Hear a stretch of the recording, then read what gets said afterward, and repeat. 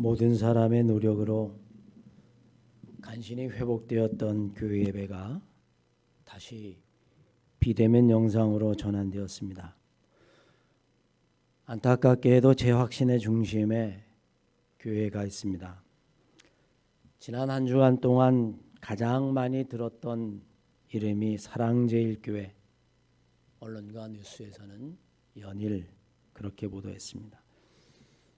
사랑제일이라고 하는 것이 얼마나 좋습니까마는 왠지 그것이 마음에 와닿지 않습니다. 오히려 고집이 제일이고 내가 제일이다, 그렇게 느껴집니다. 모든 국민들이 다 가슴을 치고 답답해할 뿐입니다. 우리는 이번 기회에 참 신앙이 무엇이고 참 사랑이 무엇인지를 깊이 생각해 보아야만 합니다.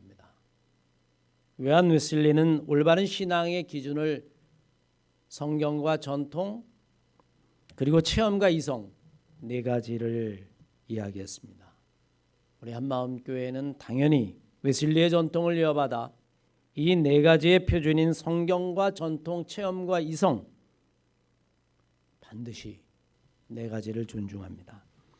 비이성적인 것은 광신일 뿐이지 결코 바른 신앙이 아닙니다. 우리가 사는 세상은 분명히 우리를 절망하게 합니다. 가면 갈수록 더 깊어지는 이 코로나 바이러스의 세상을 우리는 어떻게 이해해야 하는 것일까? 사람들이 일반적으로 이야기합니다.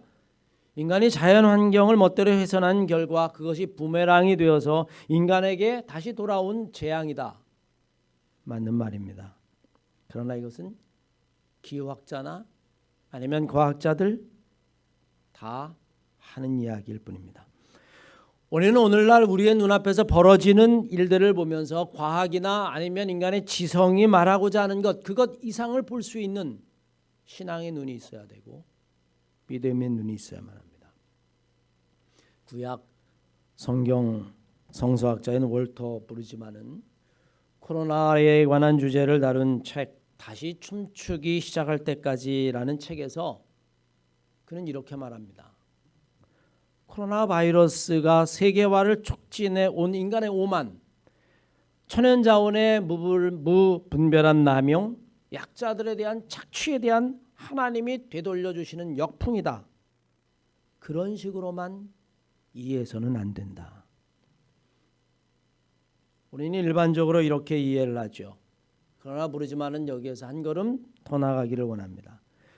우리가 경험하는 이 현실이 단순히 하나님의 심판이고 재앙이다. 그렇게만 이해해서는 안 된다는 겁니다. 왜냐하면 분명히 그 이상이 있다는 겁니다. 눈에 보이는 것을 넘어서라고 이야기합니다. 옳다 부르지만 우리에게 예언자적 상상력을 가지라고 말합니다. 그리고 그 예언적 상상력을 가지고 하나님이 지금 우리가 살아온 세상을 넘어서서 하나님이 정말 원하시는 세상으로 우리를 초대하고 있다라고 하는 것을 깨달을 것을 권합니다. 사실 성경 어디를 보아도 하나님은 심판과 재앙만을 말씀하신 적은 없습니다. 단 한 번도 예외 없이 하나님은 심판을 말씀하시고 재앙을 이야기하시는 그것을 넘어서서 반드시 희망을 말씀하고 계십니다. 그 희망은 하나님이 원하는 세상으로 우리를 초대하고 있다는 거예요. 믿음이 없는 사람에게는 조금 낯선 이야기처럼 아니면 생소한 이야기처럼 들릴지 모르겠습니다만 구약 성경에 나와 있는 노아의 홍수에 관한 이야기를 보십시오. 40일 동안 쏟아지는 비에 온 세상이 물에 잠겼을 때에 하나님의 마지막 이야기는 그것으로 끝나지 않습니다. 노아를 통해서 세상에 무지개를 보내셨죠. 하나님의 선택한 이스라엘 백성들이 이스라엘 땅이 두 조각이 나고 그리고 멸망당하게 됩니다. 하나님의 심판이라고 말합니다. 그러나 그것으로만 끝나지 않습니다. 그들은 포로에서 돌아왔을 뿐만이 아니라 그들은 다시 하나님을 찬양하게 하죠. 우리가 경험하는 이 재앙 같은 세상, 그 고난 너머에 하나님이 원하시는 것, 정말 참 신앙이 무엇인지, 참 교회가 무엇인지, 그리고 하나님이 원하는 세상이 무엇인지, 그곳으로 하나님이 우리를 초대하고 있다는 것을 바라보라는 거예요. 저는 우리 사랑하는 한마음교회 성도 여러분들이 발더 브리즈만이 이야기한 대로 정말 예언자적 상상력을 발휘하셔서 이 코로나 재앙, 단순히 그 현실만 보는 것이 아니라 이것 넘어서 하나님이 정말로 우리에게 원하시는 세상이 무엇인가, 우리를 초대하시는 그 세상이 무엇인가, 그것을 믿음의 눈으로 볼 수 있는 그런 신앙의 사람들 다 되시기를 주의 이름으로 간절히 축원합니다. 우리는 먼저 하나님만이 세상의 주인이라는 것을 분명하게 고백해야만 합니다.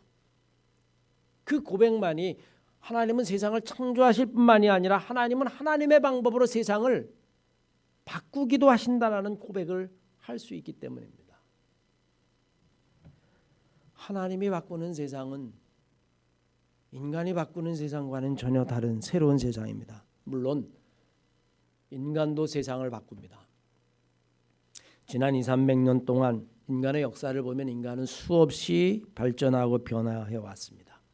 계몽주의 이후에 인간의 변화와 세상을 바꾸는 것은 정말 상상을 초월할 정도로 세상을 바꾸어 놓았습니다. 100년 전 아니 20년 전 30년 전 일만 해도 이제는 생각이 나지 않습니다. 그것들이 다 지나간 이야기고 옛 이야기일 뿐입니다. 그러나 돌이켜 생각해 보면 인간이 바꾼 세상은 그만큼의 부작용도 따라왔음을 우리는 고백하게 됩니다. 인간은 지난 200~300년 동안 도시화를 이루었습니다. 도로를 만들고 건물을 짓고 그 대신 나무와 숲은 사라져버리고 말았습니다. 이제 사람들은 물도 사 먹어야 될 지경에 이르고 말았습니다. 아마 200~300년 전 사람들이 앞으로 200~300년 후에 물을 사 먹게 될 거야 라고 이야기하면 그것은 정말 새로운 세상이고 아무도 꿈꾸지 못했던 세상일 겁니다. 그러나 우리는 지금 그런 세상을 삽니다. 마차를 타고 다니고 달구지를 몰던 시절에 이제는 모든 사람들이 다 차를 가지고 있는 세상이 되었습니다. 우리는 숨도 제대로 쉬지 못하는 세상을 삽니다. 인공지능 디지털 세상으로 우리를 바꾸어 놓았습니다. 이제는 모든 사람을 다 감시할 수 있는 세상이 되어버리고 말았습니다. 분명히 인간은 세상을 바꾸어요. 그러나 인간이 바꾸어 놓은 세상은 반드시 그 대가를 치르게 되어 있습니다. 여러분과 제 마음속에 아직도 여전히 옛날과 지난 일에 대한 향수와 추억이 있죠. 지금이라도 백신이 개발되기만 하면, 치료제가 나오기만 하면 우리는 옛날로, 과거의 시절로 돌아갈 수 있다. 여러분 그렇게 생각합니다. 저도 그렇게 생각해요. 그런데 정말 그럴까요? 행여 이것이 우리의 의식이나 생각의 관성 때문에 그렇게 느끼는 것이 아닐까요? 여전히 지금도 이렇게 비대면으로 예배를 하면서 우리는 백신 치료제가 있으면 다 모여서 밥을 먹고 식사할 수 있을 것이다. 예배할 수 있을 것이다. 아무도 장담하지 못합니다. 우리는 역사를 보면 배우는 교훈이 하나 있습니다. 한번 일어난 일은 언제든지 다시 일어날 수 있다는 겁니다. 전쟁이 그렇습니다. 한 번으로 그치지 않았어요. 1, 2차 세계대전을 통해서 수많은 사람이 생명을 잃었습니다. 우리는 알아요. 언제라도 전쟁은 또다시 일어날 수 있다는 사실을. 상상하지 못한 지진도 마찬가지고 전염병도 그렇습니다. 마치 우리의 의식과 생각이 자꾸 과거로 돌아갈 뿐만이 아니라 과거에 벌어진 일들을 회상하려고 하는 것과 마찬가지로 과거에 벌어진 일들은 앞으로 얼마든지 더 크게 일어날 수 있다라고 하는 사실도 우리는 기억해야만 합니다. 코로나가 두렵습니까? 앞으로 코로나보다 더 큰 전염병, 더 큰 역병은 얼마든지 올 수 있습니다. 54일의 장마가 끔찍합니까? 그거 2배 이상의 장마가 우리에게 찾아와도 이제는 전혀 낯설지 않습니다. 우리는 지금 그런 세상을 살죠. 어쩌면 우리는 이전 세상을 말하는 것이 아무 의미가 없을지도 모릅니다. 옛날에는 이랬어. 과거에는 이랬단 말이야.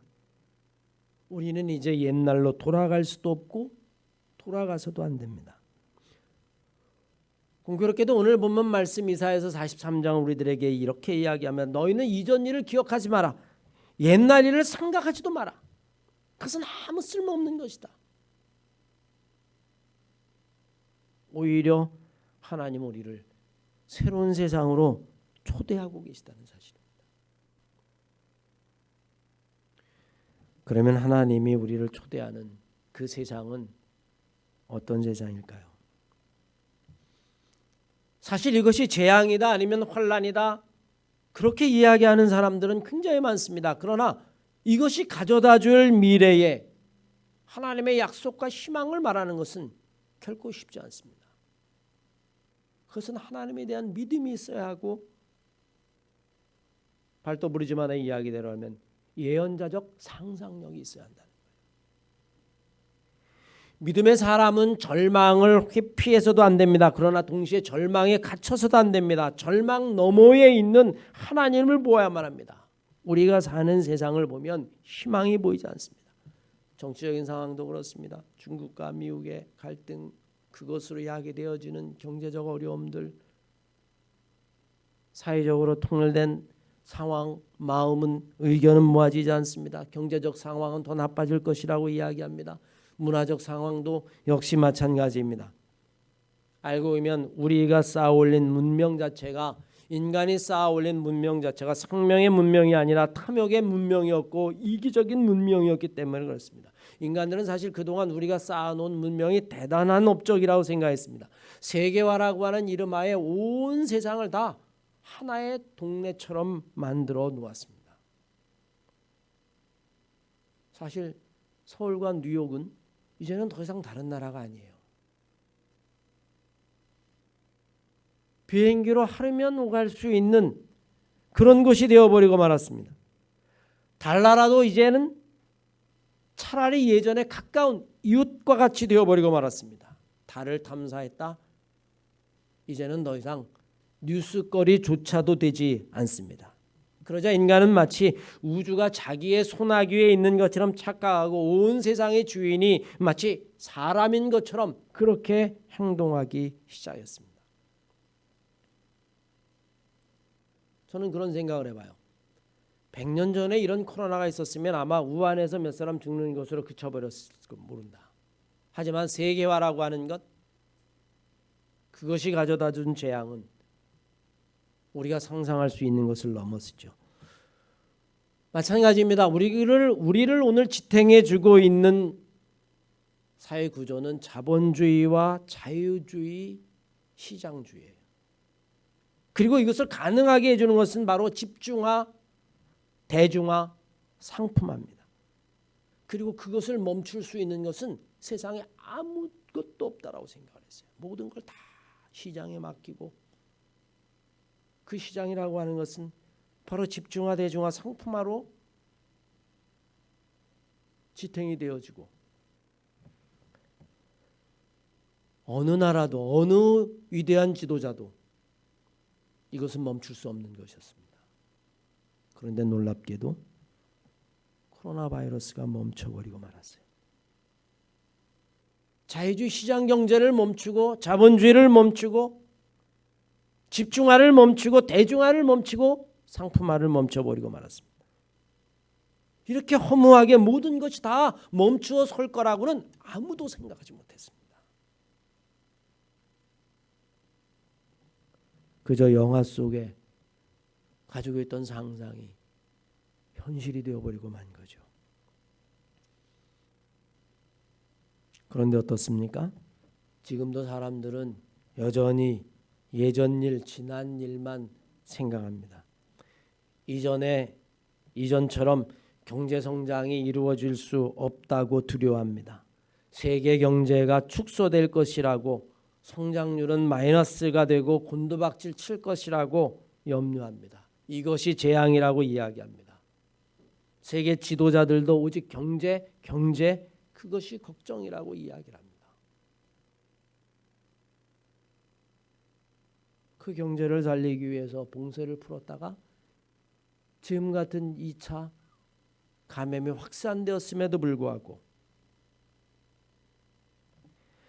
과연 하나님은 이후에 어떤 일을 행하실까? 우리는 그저 두려움 가운데 지켜볼 뿐입니다. 그런데 오늘 본문 말씀 끝절에 우리에게 다가올 세상에 대해서 하나님이 이렇게 말씀하십니다. 21절 이하의 말씀에 의하면 이 백성은 내가 나를 위하여 지었나니 나를 찬송하게 하려 함이라. 이전 것은 지나갔다. 옛일은 기억하지도 말고 지난 것은 생각하지도 못하게 될 것이다. 이제 내가 새 일을 행하게 될 것이다. 그리고는 말씀하시기를 너희는 나를 위하여 내가 지었는데 너희는 나를 찬송하게 하렴이라. 그렇게 말씀합니다. 인간의 존재의 목적이 경제 발전이나 아니면 1인당 국민소득 같은 숫자에 있지 않다는 것입니다. 인간의 존재의 가치가 절대로 연봉이나 아니면 숫자로 평가받을 수 없다는 것입니다. 인간은 결코 그것을 위하여 지음을 받지 않았다는 것입니다. 자본주의 사회 속에서 가장 두려운 것이 무엇인지 아십니까? 모든 것을 다 숫자로 치환할 수 있다는 거예요. 인간의 값어치 숫자로 다 바꿀 수 있습니다. 저 사람이 가지고 있는 재산, 총액, 그 사람이 그 인생을 어떻게 살아왔는지, 그래서 그것이 많으면 가지고 있는 소유와 자산이 많으면 그 사람은 성공적인 삶을 산 것이고 그것이 없는 사람은 성공적인 삶을 살지 못한 것이고 지금 현재 그 사람의 값어치, 그 사람이 받는 연봉의 숫자가 크면 그는 지금 아주 값어치가 높은 사람이 되는 것이고 그 사람이 가지고 있는 연봉의 수치가 아주 작고 미미하면 그는 이 자본주의 사회 속에서는 보잘것없는 것이고 심지어는 사람이 죽어도 그 가치는 숫자로 그냥 정확히 표현돼서 나옵니다. 이 사람의 값어치는. 그래서 이 정도를 보상해주고 이 액수를 보상해주고 모든 것은 여러분 다 숫자로 치환됩니다. 심지어 여러분들에게 부여받은 주민등록 번호 그것만이 인터넷상이나 아니면 사이버 공간에서는 여러분들을 증명할 수 있는 방법이에요. 여러분들이 금융거래를 하려고 해도 숫자 몇 개를 입력하지 않고서는 여러분의 신상 정보라고 하는 것도 숫자로 바꿔서 입력하지 않고서는 절대로 여러분을 증명해낼 수가 없습니다. 우리는 이것을 디지털 세상이라고 이야기하죠. 온 세상은 다 숫자로 규정되어지고 숫자로 가치가 평가되어지고 숫자로 표현되어질 수 있을 뿐입니다. 그런데 오늘 주님은 우리에게 이렇게 말씀하십니다. 이제 너희들은 지난 것들은 기억하지도 못할 것이고 옛날 일들은 생각하지도 못할 것이다. 이제 내가 너희들을 새로운 세상으로 초대하겠다. 그 새로운 세상은 이렇게 숫자로 평가되어지고 숫자로 표현할 수 있는 것이 아니라 내가 너희를 지어놓은 것이 나에게 영광을 돌리고 나를 찬양하도록 하는 것처럼 내가 그런 세상으로 지금 너희들을 부르고 있다라고 말씀합니다. 오늘 말씀은 우리가 하나님을 위하여 지음받은 것을 회복하라고 하는 이야기입니다. 그 말씀은 우리가 하나님의 이름을 높이고 증거하는 삶을 살도록 지음받았다라고 하는 이야기입니다. 인간의 존재의 이유가 숫자에 있지 아니하고 인간의 존재의 이유가 하나님에게 있다라고 하는 이야기입니다. 마태복음 5장 이하의 말씀에 보면 분명히 우리들에게 그것을 말씀합니다. 마태복음 5장 13절로 16절까지의 말씀에 보면 주님은 이렇게 말씀하십니다. 너희는 세상의 소금이다. 그런데 소금이 그 맛을 잃으면 어떻게 다시 짜게 할 수 있겠느냐? 그런 것은 아무 쓸모가 없어 바깥에 버려서 사람들에게 짓밟힐 뿐이다. 너희는 세상의 빛이다. 산 위에 있는 마을은 잘 보기 마련이다. 등불을 켜서 그릇 덮어둘 사람은 아무도 없다. 오히려 그것을 등잔대 위에 올려놓아 집안에 있는 모든 사람에게 비치게 하지 않겠느냐? 이와 같이 너희의 빛을 사람들 앞에 비추게 해라. 그래서 사람들이 너희의 착한 행실을 보고 하늘에 계신 너희 아버지를 찬양하게 하여라. 우리를 빛과 소금이라고 한 이유가 우리를 보고 세상에 있는 모든 사람들이 하나님을 찬양하게 하기 위함이라고 말씀합니다. 빛과 소금에 관한 이야기의 맨 마지막이 너희의 착한 행실을 보고 하늘에 계신 아버지를 찬양하게 하라. 어쩌면 여러분 우리가 그리스도인이 된 존재의 이유일 뿐만이 아니라 인간의 존재의 가치가 바로 여기에 있다라는 사실을 성경 우리들에게 분명히 말하고 있죠. 사랑하는 한마음교회 성도 여러분, 우리는 분명 사방팔방을 둘러보아도 절망밖에는 보이지 않는 시간들을 지내고 있습니다. 다윗의 표현대로라면 사망의 음침한 골짜기를 지나고 있는 것입니다. 그러나 우리는 우리의 눈앞에 펼쳐지는 이런 세상, 이런 재앙들, 이런 혼란들을 바라보면서 과학자들이나 아니면 미래학자들이 말하는 것, 그런 것만을 보고 들어서는 안 됩니다. 우리는 그들의 말에도 귀를 기울여야 하지만 우리는 좀 더 근본적인 하나님의 뜻을 헤아릴 수 있는 지혜를 가져야만 합니다. 과학적인 사실들도 분명히 인식하고 준비해야죠. 하지만 그거 너머에 있는 하나님의 역사를 보아야만 합니다. 우리는 예언자적인 상상력으로 지금 우리를 새로운 세상으로 초대하시는 하나님의 음성을 들을 수 있어야만 합니다. 우리는 시간이 지나면 예전 일들, 지난 일들은 기억하지도 못할 겁니다. 왜냐하면 오늘 말씀처럼 하나님이 새 일을 우리에게 행하시기 때문입니다. 그리고 그 새 일이라고 하는 것은 지금보다 더 발전된 세상, 지금보다 더 과학화된 세상, 지금보다 더 디지털화된 세상, 그것이 하나님이 우리를 초대하는 세상이 아니라 우리의 존재의 이유가 하나님을 찬양하는 것이라고 한 말씀. 그래서 오늘 이사야 선지자가 우리에게 들려준 것처럼 너희는 이전 일을 기억하지 말라. 옛날 일들도 생각하지 마라. 이제 내가 너희에게 새 일을 행할 터이니 그 새 일이 나타날 것이다. 내가 너희를 나를 위하여 지었나니 그것은 너희가 나를 찬송하게 하기 위함이라. 우린 여러분이 코로나 세상 속에서 오늘 이사야 선지자가 보았던 이 예언자적 상상력을 우리도 함께 마음속에 품어야만 합니다. 미래가 우리에게 어떻게 다가올지는 아무도 몰라요. 그러나 분명히 하나님 우리에게 말씀하십니다. 새 일을 행할 것이다. 그것은 우리로 하여금 하나님을 정말로 찬양할 수 있는 인간의 존재 이유를 새롭게 깨닫게 되는 세상, 그것이 하나님이 바로 우리를 부르시는 세상입니다. 여러분과 제가 이 코로나를 넘어 그 하나님이 우리를 초대하는 세상으로 믿음을 가지고 나가시는 한마음교회 성도들 다 되시기를 주의 이름으로 간절히 축원합니다.